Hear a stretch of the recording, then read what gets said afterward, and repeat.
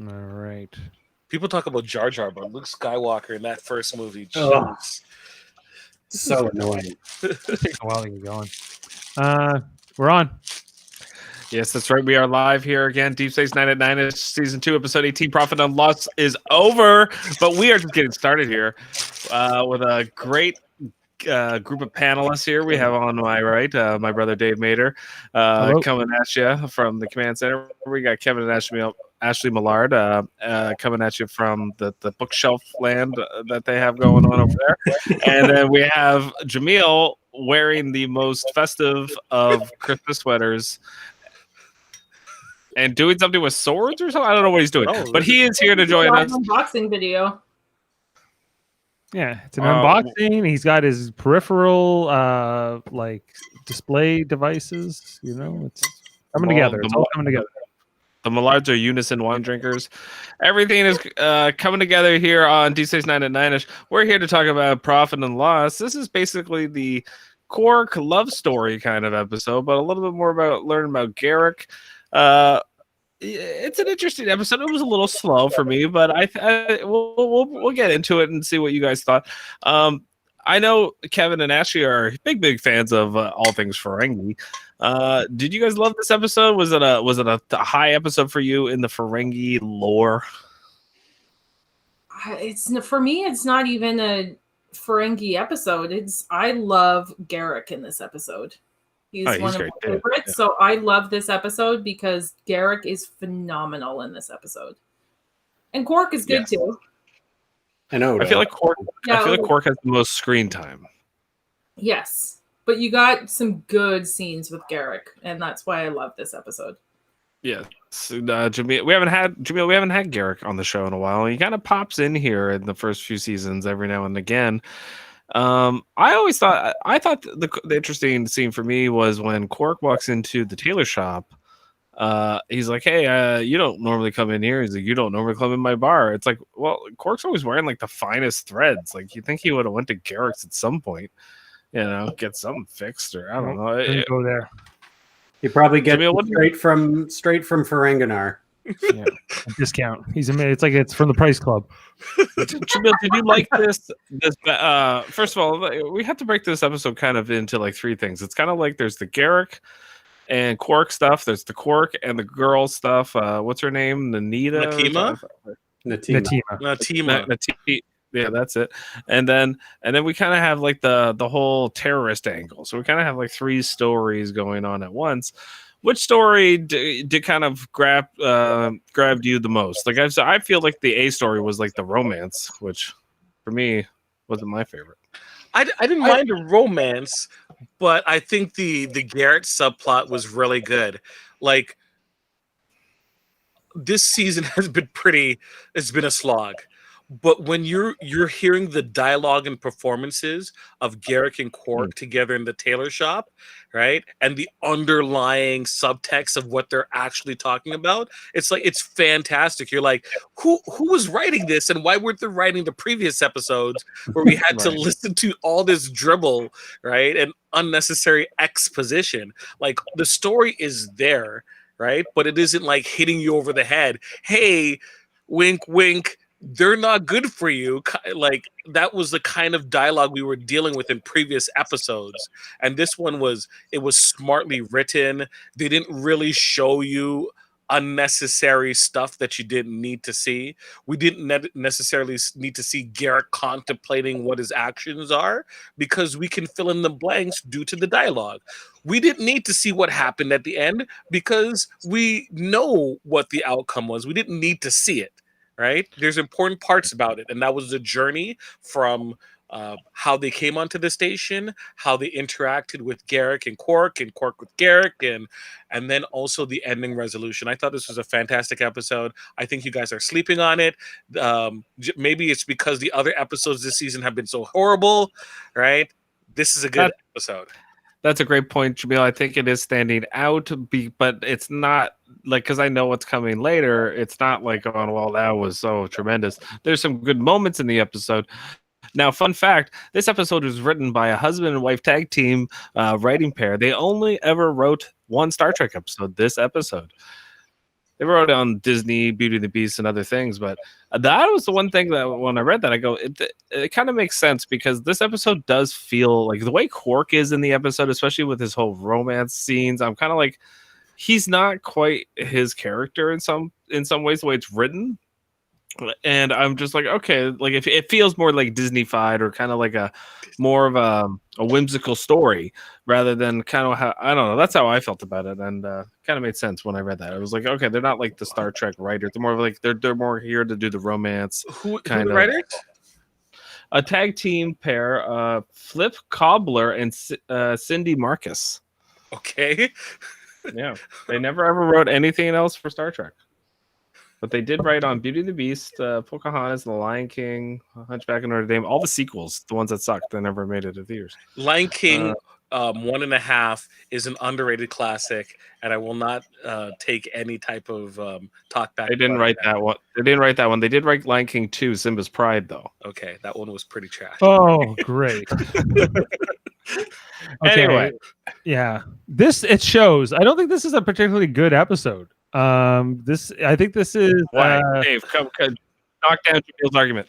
Well, I think that I think Quark is. I think it is what it is, and it gives development to his character. But I think it's pretty inconsistent with how he was portrayed in Rules of Acquisition, which was this season, where we had the romance with Pell, the female Ferengi pretending to be a male Ferengi, and all of that. And then now we have this romance, which is an old flame of his from 7 years ago, coming back, and there's all this backstory that's explained. I think having both these stories at the same season is kind of throws me off a little bit. I think that there's a lot of questionable decisions from Cisco in this episode, from Kira in particular. Her absence speaks louder than her presence in this episode, because there's a lot of like politically charged motives here which are not explored in favor of this Quark romance thing, and a little bit with Garak, which I think is good. And then you get all of this what else was there? I thought you would say Odo. Odo is not in character. Why does Odo help Quark let them escape? It doesn't make sense. For justice. For justice. The episode doesn't quite jive, and I feel they were trying to tell a different story. The Odo thing and like Dax and Kira, like they were just they could be the episode, but just say like a few things. It's really about Quark and Garak and this girl and the two other terrorists. It's not, right? It's okay. At its core, it's about these Cardassian dissidents who are trying to bring reform, positive reform, which would benefit the Bajoran people. You are applying your political beliefs on the Cardassian government. You're saying that it's positive, and that's just from your perspective. That's not necessarily jiving with Cardassian politics. I'm just saying that we're playing hot and fast there, believing that what they're doing is for the greater good. It's also not at all what the episode is about. The episode is about Quark and Natima.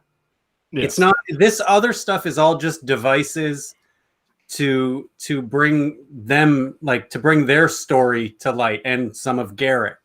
It's not about the political environment on Cardassia, because we never see that ever again. We do though. This has to be what that's that. This has to be what drove that whole Tapa Council reform, and how the civilian leadership was starting to become more influential. And I feel like this is directly connected to that, although it's not explicitly stated. Well, yeah, that's like fan fiction, but how about that? I mean, if you want to believe it, I mean that's up to you. I think I'm connecting some dots here, but I don't think I'm taking huge leaps. Fan fiction might be not canon. Fan fiction. Fan fiction. I like this because it actually, to me, seems to be one story, not three separate stories, but one story you have these sort of subplots, I guess, but it's not really a plot. You're just learning about these characters more than it's another plot. It's one story. You learn about 3 or 4 characters, and then some characters you don't care about because they never come back. Right. But that's what I like about this episode. It's back to normal. It's and that's what Deep Space Nine is about. It's about the characters. It's not as much about the world yet. Not yet, anyway. It's politics, Kevin. Cardassian politics is what this show's all about. So, Kevin, if this was like a regular episode, when I say regular episode, like an episode that we had this season, there would have been like a C storyline where Sisko is also dealing with Jake. Because Jake is having night tremors or something like that. Yeah. Right? Jake is having problems relating to his 21-year-old girlfriend. Yes. Okay. Fun fact also, the girl, Nakima, is Bing Crosby's daughter. Ooh. But more than that, Jeff. So Bing Crosby fucked a Cardassian? So right. Yeah. So related to Denise Crosby, then. This is the aunt of Denise Crosby. Oh, wow. AKA Tasha Yar and Sela. Yeah, she's Bing Crosby's granddaughter. I didn't know that either. Yes, the Crosby family. Wait, is David Crosby related to them too? No, I don't think so. Okay. Bill? Bill? That's Cosby. I mean, let's see. Move the R. Crosby. Okay, so I agree with Kevin. This episode is about Nakima and Quark, and it's mainly about. I feel like it's a Quark episode. There's Garrick shines in the episode, but the episode for me is like mostly Quark, and I don't love it. It's okay. I enjoyed the watch, but it wasn't like I'm not going back to this anytime soon. It wasn't one of those memorable watches where I was like, "Wow, Quark was amazing" or anything like that. There wasn't a lot.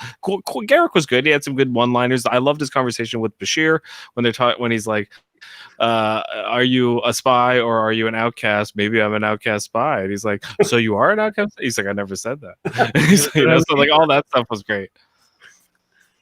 Or he was like, pretty much confirm it too at the same time. The conversation is great where they're like, would you pick his family or the state? You always pick the state.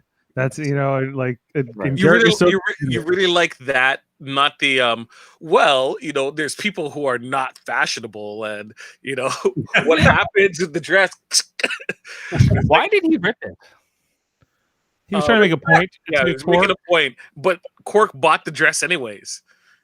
But never gives it to her. Well, he was planning for her staying, so. Well, it probably wasn't mended yet. He says make sure it's mended. Yeah. After he buys it. There you go.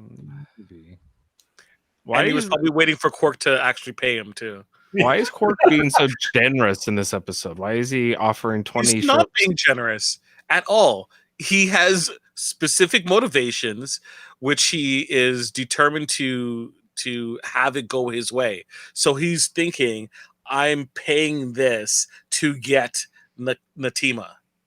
Did he think that 3 strips of latinum was going to stop Garrick from doing something? Like what? I understand like why he went from 17 to 20. It was a bribe.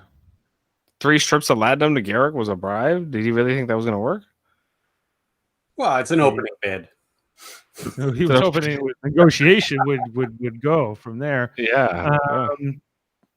Because at this point, okay, if Quark and Garrick interacted at all at this point in the show up to this, like I don't feel like they have. No, they even say that's why I think they say that to each other in the episode where they go like, yours," So. Yeah, I think that like they were exploring, okay, these are the 2 kind of seedier kind of guys on our show, on our promenade. They're not Starfleet guys. They're not Bajor militia people. They're civilians and they're kind of doing deeds, but they're big characters on our show, or at least in the case of Quark, he is, and Garrick's becoming that at this point. And I think that I think it mostly works. I think that they had to kind of look at this episode and say, well, I don't know how well this storyline worked with Quark and Natima, but definitely like we need more of this kind of the seedy underworld of Deep Space Nine, the sort of the non-Starfleet sections of the station. They also do a good job of indicating where the lines are for the characters. You clearly state where Quark's line is, right? Where he's very self-serving and he's willing to go over certain illegal means, right? But they don't necessarily involve death and murder, which Garrick is a little bit more comfortable in that area. There's a lot more a deeper line in the it's past gray, right? We learn later on in the series that he is totally okay with genocide. Yes. Yeah. And well, so is Sisko in some ways. I mean, he was going to blow up a whole planet at one point, or like poison the atmosphere. Well, look, Eddington had it coming, okay? Eddington had it. Yeah, we'll get there. This episode also underscores the fact that Sisko has no control on the station at this point. Yeah. And Kira. Odo's just like, yeah, let him go. Guys, how is there an episode where there's potential Cardassian terrorists on the station, and there's not a scene with Kira going, "Oh, this is unbelievable"? Well, that's my point. Like, as much as we want to say this episode is about Quark and a team, and it is, like, this is bigger. Like, this is a Cardassian warship flying up to the station and saying, "We're about to fire on you unless you give us these people." And then there's this whole prisoner exchange deal that gets made where the Bajoran government sells them out, and we don't get a sense of, does Kira approve of this, disapprove of this? We know Sisko does. Let me ask you a question, Dave. Do you think that after what happened and Atima was able to escape, do you think the political prisoners still came to Bajor?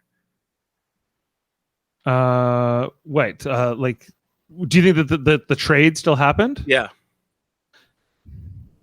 I would imagine not. I would imagine it did, because it's already coming, right? So the deal was that they were supposed to be killed, right? That was the underlying deal, right? So what does Sisko tell the Cardassian government? Well, your Gulls showed up, right? And instead of handing over the trade, we see that there was a weapon discharge and he was killed. He would probably fudge it to say that Tima killed them and they escaped instead of being handed over. Maybe. Right? They don't explain any of it. Like, I feel like there's a lot really out here. Like, are we making it a part 2 and then having Kira's reaction, having all of that? Would that necessarily be necessary? I think this is like the main point of the story was Quark and Atima, right? And everything else is just, we have to fill in the gaps. Right.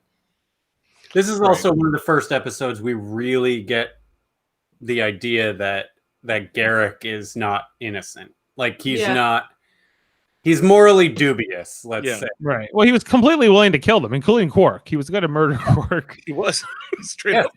Right. And then he changes his mind. And Quark's like, you know what? I'm going to shop in your store from now on. I mean, like, okay, I'm glad you didn't kill me, but at the same time, I'm not glad you were going to kill me up until the last second, right? Yeah, but Quark hangs out with murderers and shit all the time. Yeah. He doesn't do it himself, but he knows that, like, these things happen. He understands the price of business sometimes. I guess. Like, yeah, sure. Yeah, Garrick has that, like, he's like that friendly tailor, but then he could turn it on and be like this psychotic psycho killer. So he has that, like, switch where he can turn. But he wasn't even mean when he was going to kill them. He was like, I'm sorry, kind of have to do this, right? He was like, he was talking it through so, like, they could understand his reasoning. He could have just killed them, right? And that would have been the end of it, right? And the Gull shows up and he's like, wait, what? Like, okay, well, I guess the plans changed, right? Yeah, he's willing to do pretty much anything for Cardassia. That's his love, and Quark's love was Nikima. Yeah, I kind of see what Dave's saying. Like, the great if you want to tell your love story, but at the same time, if you have like a Cardassian ship attacking the station, how would that normally go down in the writer's room? Like, and how like, I think we would have got a different result as far as how the characters interacted with that, and then. Sure. You could say it's a different story. I just mean, like, the way, like, it just didn't seem very realistic. okay, so hold on a second. If you're telling me that a Cardassian ship shows up to a Bajoran space station, powers up the weapon, so it looks like they're going to attack them, doesn't actually attack them, immediately has a conversation saying, "You have Cardassian terrorists, please send them over," right? Right. Right now, Bajor is having a lot of questions like, "No, we don't want to do what they're saying," right? Right. But then further conversations going, saying, "Hey, we want these people back.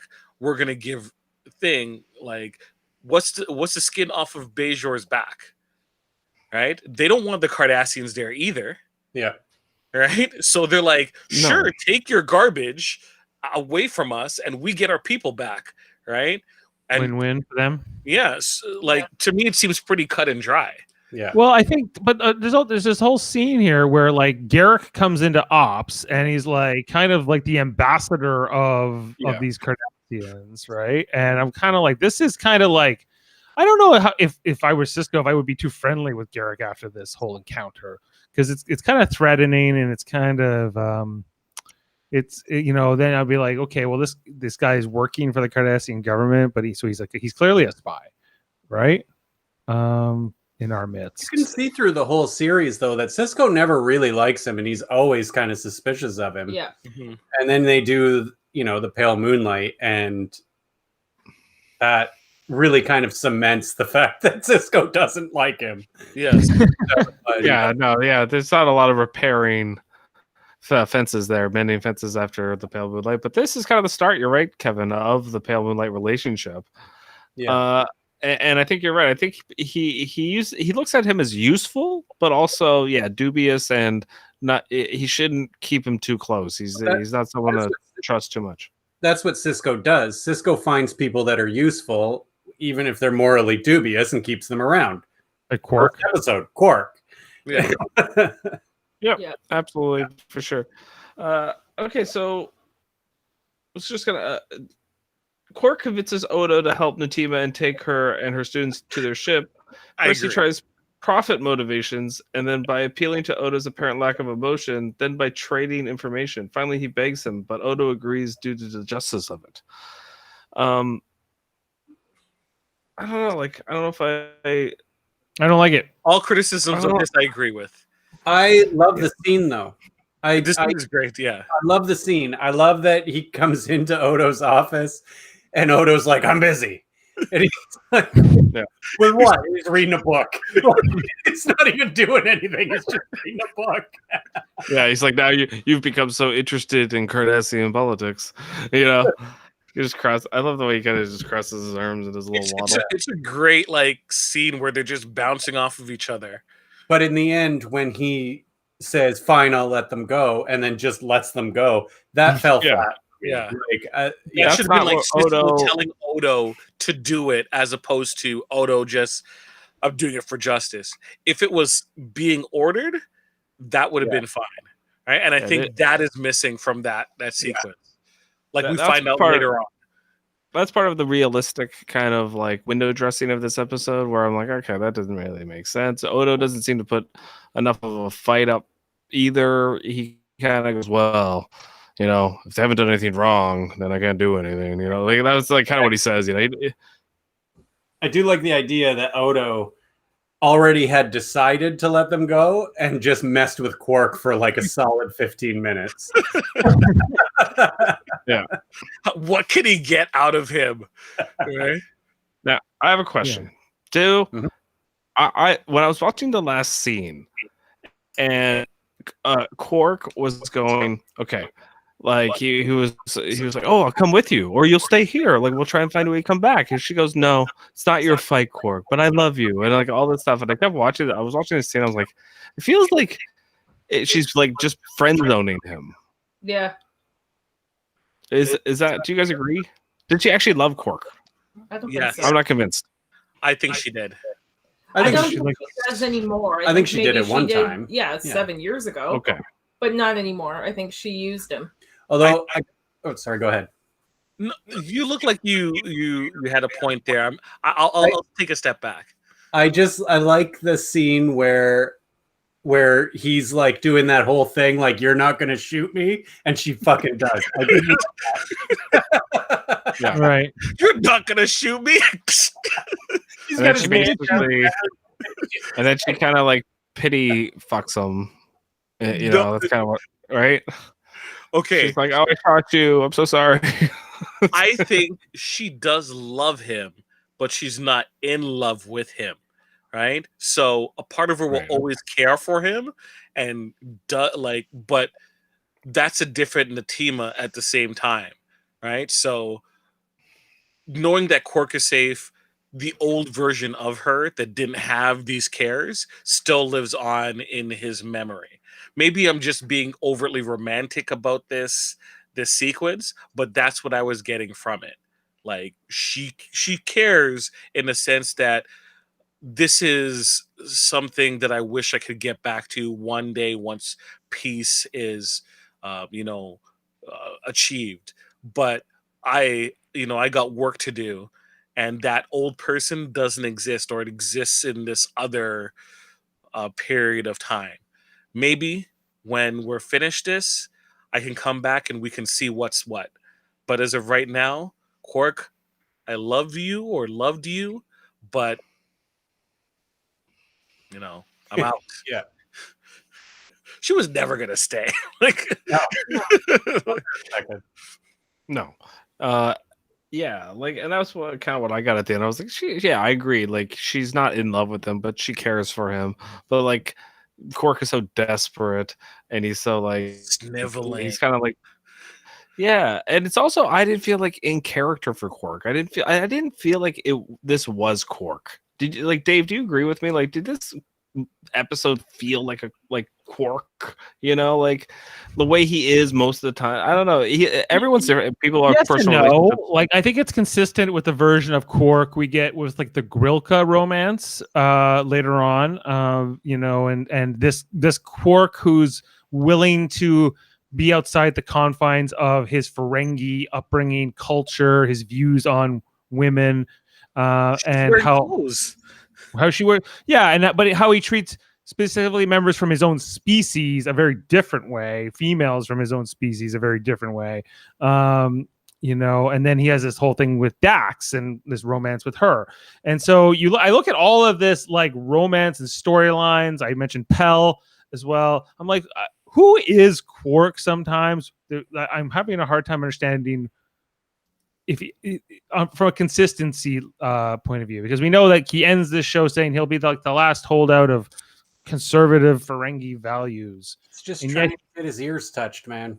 Yeah, he gets hollow sweets. He can do whatever. Yeah, like, he has Dabo girls. Like he has he has avenues. Is he this, like, they kind of portray him as very desperate, like this girl, his old flame from 7 years ago, comes on the station and he's like, oh my god, I'm in love with her again, and just like kind of like desperate. I'm kind of like, Quark's kind of better than this, like I'm like, what's he doing? He gets infatuated with powerful women always.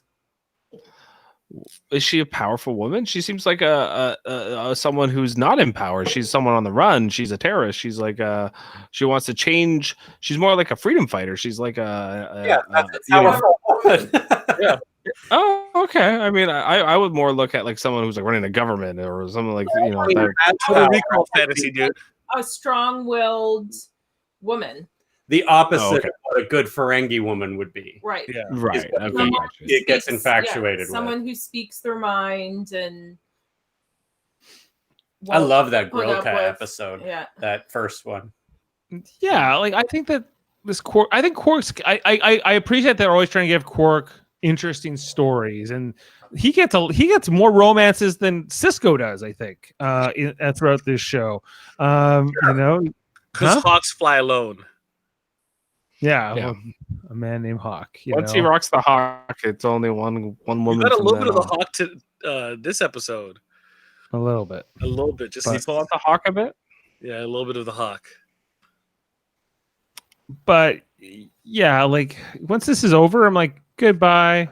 Never see you again. And he puts his heart, back into the box, seals it up, and he thinks about Latinum. Right. Yeah. Like, Quark would have sold them out to make money.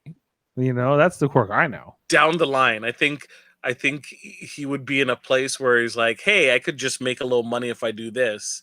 He would have screwed it up anyway. So I think they show him throughout the show kind of progress more into a more moral character than from the beginning. And you see it even when they go back. Like when they go back to during the occupation, Quark was a total piece of shit. Like, Yeah.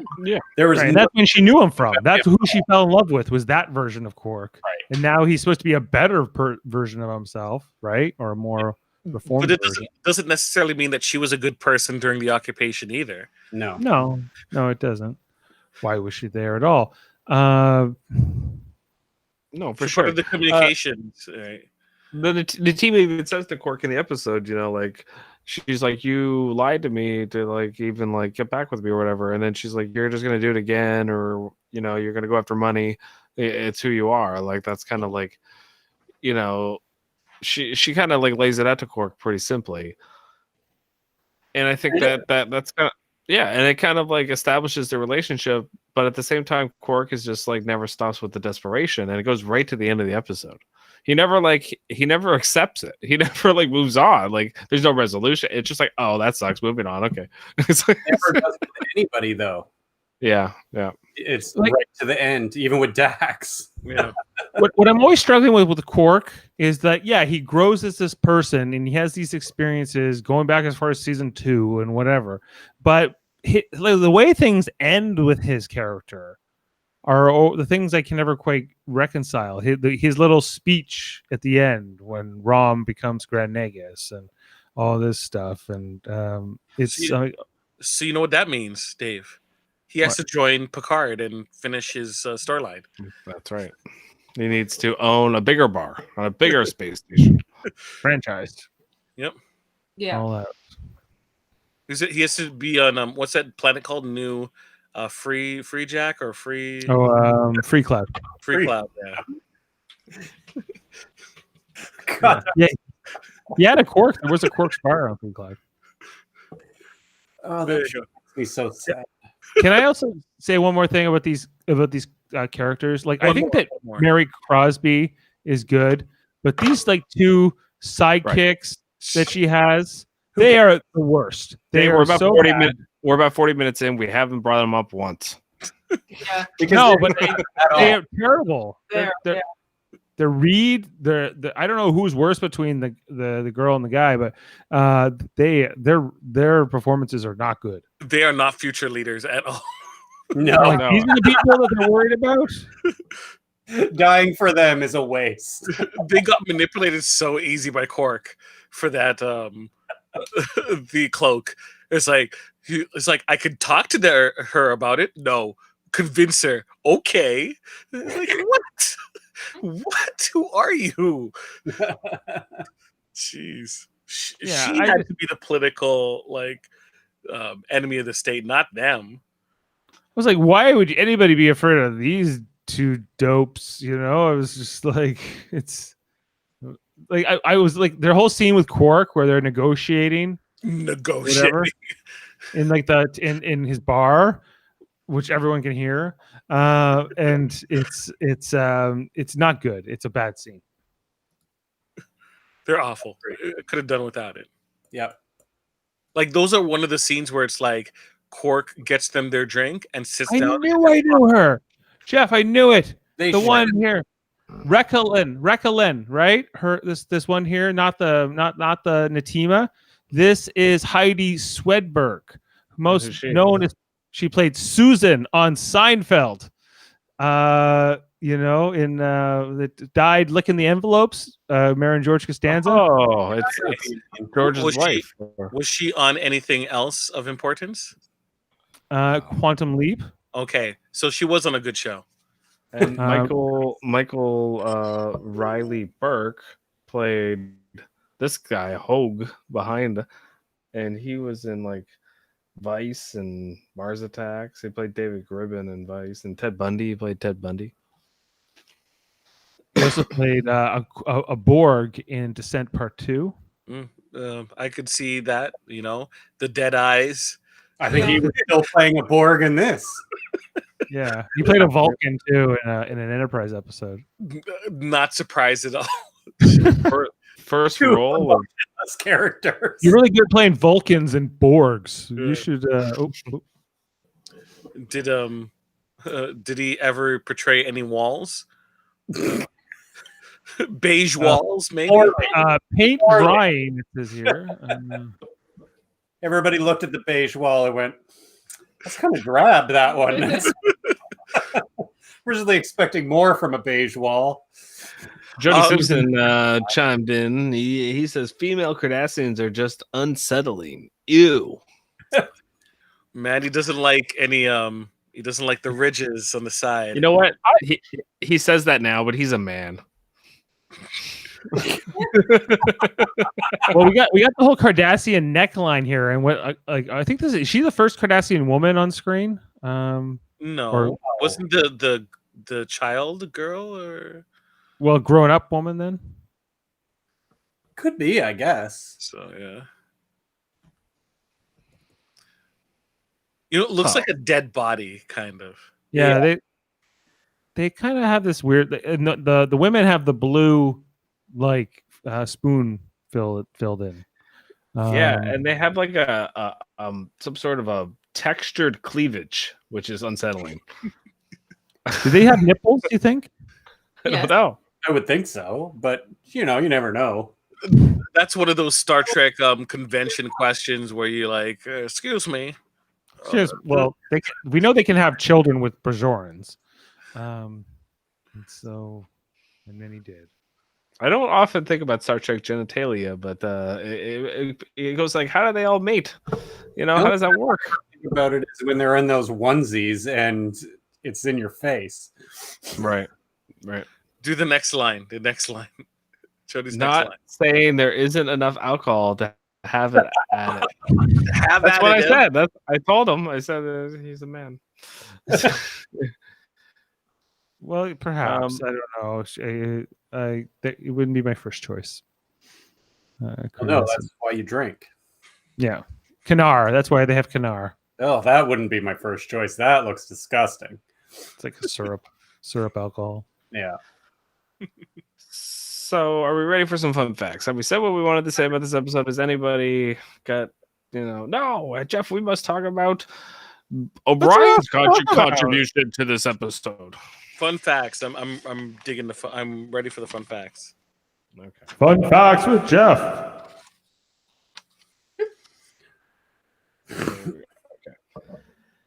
Edward Wiley, who plays Gul Turan, previously appeared in an episode of the TNG called The Mind's Eye as a Klingon, Governor Vok. Fuck. I remember him. Heidi Swedberg, who played Susan from Seinfeld, later appeared in the Star Trek parody Galaxy Quest as well. She was the only actor in Galaxy Quest who had previously appeared in a real Star Trek production. Who's she playing Galaxy Quest? Galaxy Quest. She's probably one of the I don't know. Oh, maybe. Well, good for her. This is the first reference to Sarek of Vulcan on DS9, a character who has appeared in the original series and TNG. Who said that? Sarek of Vulcan? No, it was Bashir of Earth. Jeez. He should have said boo. Boo. Seriously? Yeah, that was bad. That was a bad line. I don't know who wrote that, but that should have been striked. Husband and wife couple. Garrick's motto, never let sentiment get in the way of your work, bears a close resemblance to the 21st rule of acquisition. Never place friendship above profit, which Quark quoted in Star Trek DS9 Rules of Acquisition. So, there you go.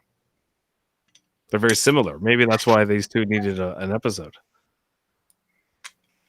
Maybe. Ira Stephen Bear dislikes this episode because he feels that Quark comes across as too heroic. Yeah, I think that's the problem. We're at the issue we're having is that he's a little bit out of character, a little too noble. He does become more heroic as the show goes on, though. He does do more of this type of thing. Mm-hmm. I don't find he was heroic. This is too early in the show. for Quark to be acting like this. But he does more, like, I mean, that whole thing with Grilka, that's him being heroic. What does he get out of that? Right. Right. He does it for love because he loves Grilka. He does this for love because Quark is a romantic at heart. He's just also Ferengi. Yeah. Right. Quark, speaking of Quark, has been on the station longer than Odo, and Quark sold food to the Bajorans during the occupation. But is Quark the person who's been on the station the longest currently, like in the show? I think He's got the longest tenure, I think. Yeah. Yeah, he's been there the longest, right? Mhm. Okay. The scene in Natima's quarters in Act 2 was shortened in the broadcast version, with the start of the scene being unfilmed or deleted with the final cut of the episode. In the scene, Lang discusses getting Hogue and Rekelin to Sidara 6 to other Cardassian dissident members and compliments them for their accomplishments over the past 5 years in opposing the Cardassian Central Command. Later, Quark impersonates a Lieutenant Smith and contracts Lang through the comm, telling her that Commander Sisko is on his way to her quarters to speak. Natima sends Hogue and Rekelin to check on O'Brien's repairs to their ship, and Quark enters Natima's quarters soon after they exit. So there's kind of like a Thank whole you for thing deleting that. That was absolutely unnecessary. It just occurred to me that this character's name is Natima Lang. Lang's like- a very Earth-sounding name, isn't it? Like Scott Lang and other. true. Yeah. Right. You've We should got pick something different. Ducat and Lang. Like Garrick and like Elam Nabertain. Usually like these are- Lang. Yeah. Gull Heart. Ran. Terak Nor. Like there's a certain like cadence to Cardassian words. Yeah, it's lots of K's, N's, and O's and R's and all those kind of great cues. Okay. One on the pad from which Odo is reading I, the Jury, one can clearly see an image of a wooded forest and medieval castle above the text. This is a reuse of the pad used in the episode If Wishes Were Horses, in which O'Brien reads his daughter the story of Rumpelstiltskin, for which those images are appropriate. So they just reused it. Well, you gotta make that budget. Yep. Referenced rule acquisition number 223, but was not mentioned.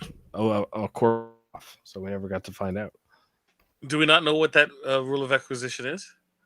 I don't know. It might be in the big book. We never get to find out what it is. No. truthfully, I think if they don't say it in Deep Space Nine, I don't think we ever learn it, right?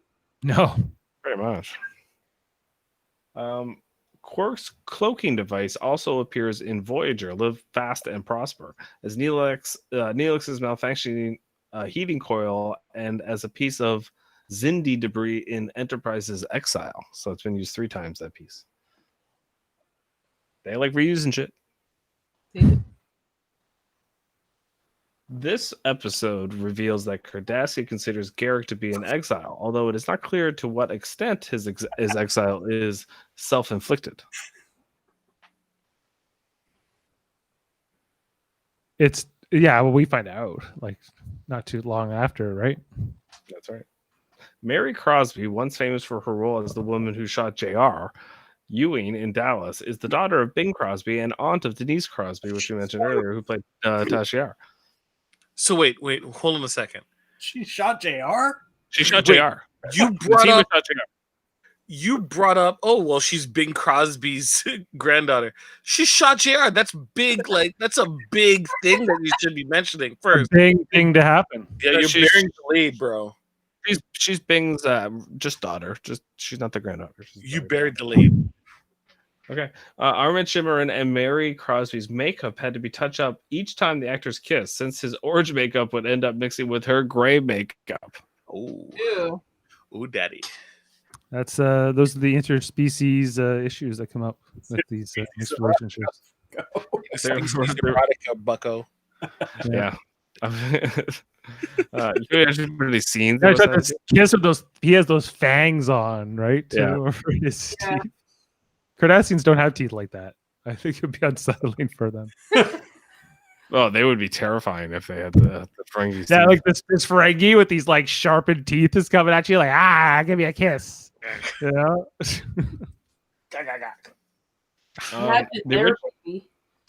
Okay, so guys, remember how I said this was written by a tag team married couple? This is kind of what I understand now. The original teleplay for this episode very closely paralleled the plot of the 1942 Academy Award-winning Michael Curtis film Casablanca. In fact, it was originally called "Here's Looking at You," ... a reference to a popular quote from the film. Thank you for changing the title. The producers, however, were forced to change some of the more obvious references to the film, as well as the title, when they were threatened with legal action. Come on. Come on. Wow. Now the episode makes sense, Dave. Right. It was that brought us all of these direct to VHS Disney sequels that Pocahontas 2, Journey to the New World, and Lion King 2, Simba's Pride. They're like, we got this great idea for a Casablanca episode. We're going to do it. We got it all figured out. And then they hired them. And then they're like, okay, great. And then they're like, oh, crap, we're going to get sued. They're like, just figure it out and write a stupid Quark love story and figure it out. Don't make any references to the movie and go. And you can use this Garrick guy if you want. So what this episode is missing is it being in black and white. That would have been a nice touch if they had done that. You would have been able to get away with a lot of the dubious character moments like Odo by just it being stylized like that. You can kind of forgive it. You would think that this is like a hyper reality type of presentation and not everything that is happening is actually what is happening, right? And then Quark is gonna it's from Quark's perspective, so that's why it's he's looking a lot more honorable and heroic than he actually was. Like he's telling this story to someone later. Yeah. Yeah. Maybe. Yeah. Like it's, I know later on when they did like Julian Bashir as James Bond or whatever, when he would do that James Bond stuff, that the people who make James Bond were not happy. Yeah. They threatened them with legal action on that episode as well. Yeah. So it wasn't just Casablanca. But I guess but you're not allowed. But how are you allowed to parody things on like a Simpsons or if which was on at the same time? Do they have to pay? I think it depends how long it's been going, who owns the rights, if you can get permission to certain things. There's a very big difference in terms of if Simpsons references your stuff and some random Star Trek DS9 syndication show is reusing your storyline. Storyline. Very big difference. Okay. Parody is fair game. But this wouldn't have been parody. This would have been homage. Yeah. Why is homage not fair game? Liz Lemon, homage. Homage. And then Simpsons would be considered satire. Yes. Again, satire. So you get away, like you're just allowed to do whatever. Yeah. You just satire is a form of. That's why Family Guy gets away with as much as they do. Right. But if you're just remaking something. So actually, when we do our Star Trek radio theater, the more we make fun of it, the more we are satire, and the more we're protected legally. Yes. Just think about that. Well, there you go. That's why the Witch of the West needs to show up every now and then. Satire. The narration and the sounds, that makes it satire. Yes. More Jeff Macho Man voices. You're saying. Those help too. Funky like a monkey. Ooh, yeah. Too sweet to be sour. Tower of Power. Okay. During filming of Profit and Loss, a 6.7 magnitude earthquake struck along the Northridge Fault in Southern California, including the Paramount Studios where Deep Space Nine was being produced. The earthquake struck on the 17th of January 1994 at 4:31 a.m. when Armin Shimerman and Mary Crosby and other actors require extensive makeup were having their makeup applied in preparation for crew call at 5 a.m. Most of the actors in the makeup trailer ran to their cars and drove home to check on their family members. However, they were still wearing their makeup. Filming resumed on the 19th of January, albeit amidst a series of aftershocks. So does anyone remember that? Does anyone the 94 earthquake? No. Was that the one during the World Series? No, that was in '89. No, I don't. It couldn't be during the World Series. Wasn't the '94 World Series canceled because of the strike? That's right. And this is also in January, guys. There's no World Series in January. Okay. So no, then. So no. It's not. According to a makeup supervisor Michael Westmore, the love scene in this episode between Lang and Quark is one of the all-time favorite Star Trek scenes due to the fact that despite all the heavy makeup, it is still just a touching, simple, romantic scene between two people in love, and the makeup becomes completely unimportant. Okay. Michael Westmore. Michael Westmore he's a little sappy. I mean, he's a little. He really felt it. The character played by Edward Wiley is shot and killed by Garrick. Life imitated fiction when Wiley was shot and killed nearly 19 months after this episode aired. He was only 4 years old. Shot by Andrew Robinson? That would be amazing. I think he was by a phaser. Oh my god. Okay, and that's it for Fun Facts with Jeff. Okay. We really left on a high. Wow. That was great, Jeff. Okay, let's wait. You're telling me that if someone got killed by Garrick later on in the series, would they be like, "I got 19 months, right?" Timer is coming down. All right. Well, let's rate this episode. Let's start with Kevin. I'm gonna give this a 6. 6 to Ashley. 7.5.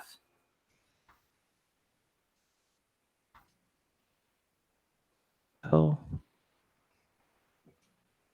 73.5. Okay, I'm having some technical difficulties here. Don't mind me. Okay, Jaemeel. 8.3. It's gonna throw the scores way off. 73.5. 8.3. 8.3. It loses 2 marks for the Odo scene. I love how upset Dave is. I'm like a 6.3. Okay, I'm at most like 5.9. So it's too low. Too low. Yeah, way too low, You Dave. gave it the same as Playing God? Yeah, it's about the same. Okay, so that averages that at 6.8 for the 5 of us. This has a 7.3 on IMDb. Averages out 7.1. You gave Shadowplay 7.5. Shadowplay was amazing. Look at the rating I gave it. Sometimes we disagree. Yeah. I'm just saying, you're being like, Jaemeel, 8.3. How dare you? I actually think this is one of the episodes with the most disagreement. Yeah, whether this episode's good, I say it's not. I think they recycle this episode in the Grilka episode and improve it. Yeah. Mm-hmm. But it's still a good episode. Now I know they just wanted to make Casablanca. Like now I'm like, okay, that's what this is. I've never understood Casablanca, so I don't care. Yeah. Now I have, apparently. Now you have. Yeah, you don't have to worry about it. And it's a mediocre movie. Great. Okay. Well, the episode that's following this one, Jeff, is going to be Blood Oath. Oh, I know this one well. We know this one. We all know this one well. Yes. When we all played Klingon. We did this in Radio Theater in season 1. We're finally here. We're going to watch the return of the 3 original series Klingons next week. And, I had to sing in Klingon. That wasn't great. Oh, it's the episode fantastic. Where Dax is somehow a Klingon because her Curzon gave an oath. And she's like, I'm Klingon now. I'm going to go with these Klingons. And Sisko's like, don't do that. But again, we learn more about Curzon and nothing about Jadzia. Jadzia sucks. I mean, like, yeah, she's so much more interesting when they're talking about, like, even, like, it's really just Curzon. Like, they don't really get into the other personalities enough. They're just kind of like, they pop up here and there. Even the murderer is, like, 2 episodes and done.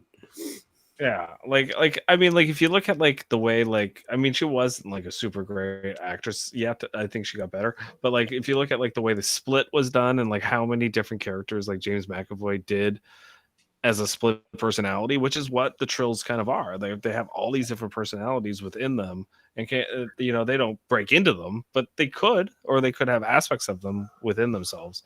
And I think they could have done something really cool with that. I think they're taking Trills in a different direction, as we see in Discovery with Tull. Adira. Yeah, Adira. tall symbiote. Yeah. I think they should do DID for Trills, not to do that for like a Trill having like dissociative identity disorder, going through like 18 different personalities and just going crazy. They kind of already did that though, but it was not with Trills. It was with 7 of 9 and the in Voyager, right? With the whole Borg personalities and So if Jadzia had a tighter cat suit, maybe they would have went down that direction.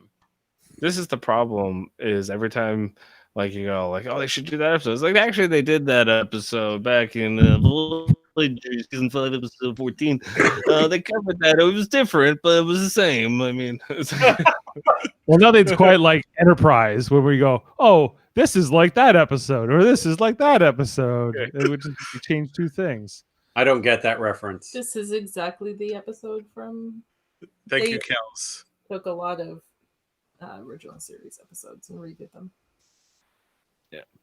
Okay, well, is that what I got to say about profit and loss? I think I think we're good on profit and loss. I think I we was didn't more get to loss. learn- Evan was more profit. I was in the middle. Enjoy I that. was, I was kind of going. I was the and. This episode gets me excited for the Grilka episode because it improves it. Oh, we only got to wait another 26 weeks till we get to it. Yeah, not too long. Yeah. We'll all have a first dose of our COVID vaccine by that point. Yes. Yeah, it would be interesting. Jeff, will we be in season 3 by the time we have our COVID vaccines? I don't know what. I think we're supposed to get the vaccines in the summer, like the general public in Canada. Well, we only have looks about 8 episodes left this season. Yeah, so I would think so. Will we be in season 4? No. I doubt that. No, I We won't sure be- hope not. when will we be in season 4? We probably won't be season 4 till like the next like October or something crazy. Well, we'll be 8 plus another 26. So in like 30 something weeks, like in 34 weeks. So not quite a year away until season 4. Yeah. Okay. I sure hope anyway, because I'd like to see people without all the tension. I know. When you run into people out there, they're like, "Get away from me! Are you coming?" Yeah. Now everyone's going to be like, where are your vaccine papers? Diplomatic immunity. I watched that movie yesterday. I watched all 4 actually. Yeah, your Oh, so Christmas great. viewing? Yeah. Okay. You know what's funny is nobody ever brings up that fact that Lethal Weapon, I think, is more of a Christmas movie than even Die Hard is. I think that's a good Die trivial Hard's debate. it's very a Christmas movie though.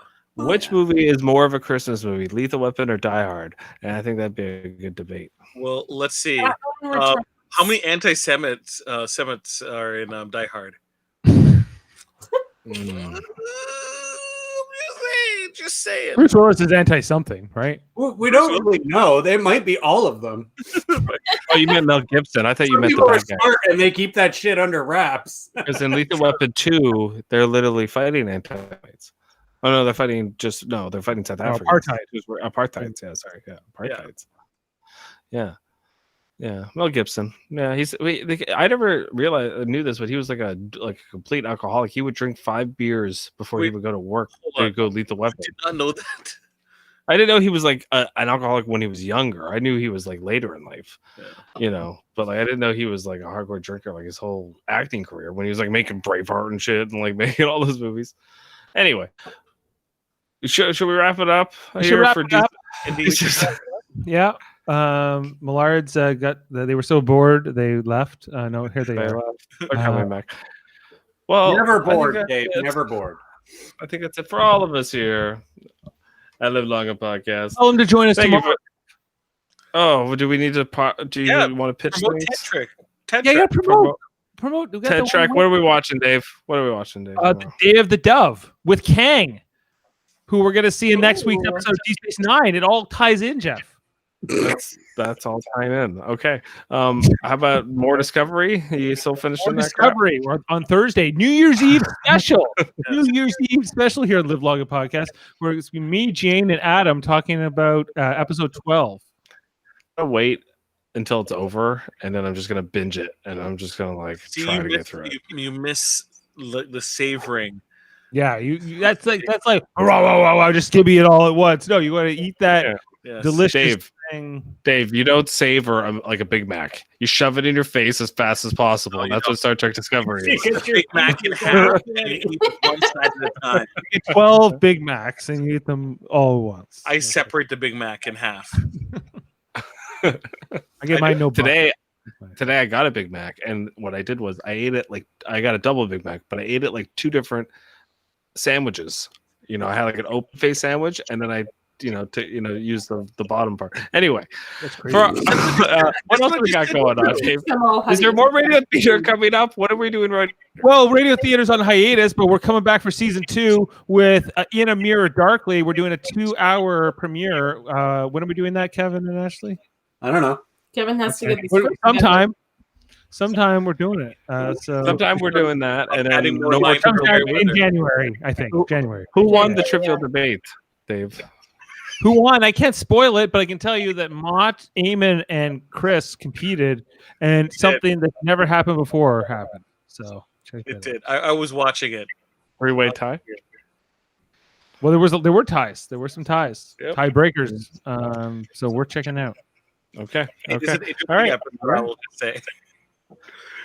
I think we've said what we wanted to say. I have some ideas. Check out Super Mario Brothers podcasting too. Yeah, super. Well, I was going to talk about after the show. I've been watching some shows. I watched the Mandalorian. I don't know if we want to cover that, but we could. Little great job already happened, but if you want to go back and rewatch it. But I have been going back and rewatch. I'm almost done it. Wait, hold on. We can do a whole season 2 deep dive. I'm having a little trouble here. You watched The Mandalorian, but you haven't seen Discovery? Yeah. Well, I've seen Discovery. I watched one season, and I watched them bastardize the series. So I said, okay, I'm kind of done. And so that's why I'm more like, if you're already watching a lower level of quality entertainment. So I guess that's why I put you in the mood to watch Star Wars. Then Star Wars is like a dumb hot chick, and Star Trek is but Star Trek Discovery is like even worse. It's like a reprehensible person right now. It's like I'm mad at her. That's what's going on with Star Trek Discovery. Yeah, I don't feel good. Make a break. Picard is worse. Thank you. It is. Picard I don't think had a great first season, but I think there's potential. Yeah, I don't like either of them, but that's another conversation for another day. We will be covering some other things over on Super Mario Bros. We'll be getting that to you maybe on the next podcast, maybe tomorrow. But we'll be talking about it after this podcast, and we'll be working all that out. But we'll see you next time here on Tuesdays 9 to 9-ish, Season 2, Episode 19. And we'll see you then. Bye.